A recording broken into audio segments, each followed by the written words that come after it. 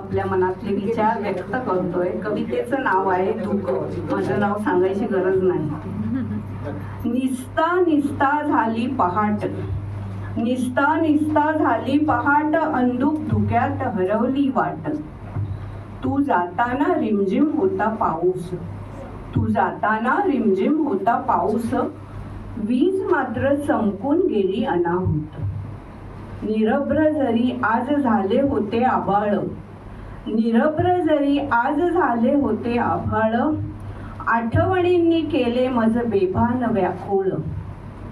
ज्या झाडापाशी पडली होती आपुली गाठ, ज्या झाडापाशी पडली होती आपुली गाठ, तिथला पाचोळाही करीतो मूक संवाद. तू कधी परतून येशील मी संभ्रमात, तू कधी परतून येशील मी संभ्रमात, कोकिळाही मज विचारते गीत गात गात. छेडल्यास तू तारा माझ्या अंतरंगात, छेडल्यास तू तारा माझ्या अंतरंगात, उगाच वाटे गळून पडला का आज हा पारिजात.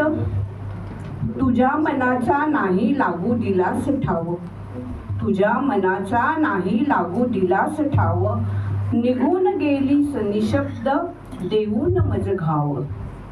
आजही असतो तिथेच त्या झाडापाशी, आजही असतो तिथेच त्या झाडापाशी, वाटे पडून बीज बिलगावी तू मजशी.